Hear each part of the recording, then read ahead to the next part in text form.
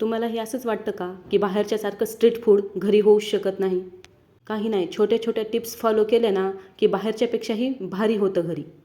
शाळा ट्युशनहून मुलं आली की त्यांना पोळी भाजी नको असते खायला, तर हा इव्हिनिंग स्नॅक. त्याच्यासाठी लोखंडी कढईमध्ये घरी बनवलेले 1 चमचा बटर घातलं. नंतर आलं लसूण पेस्ट घालून थोडीशी परतवून घेतली.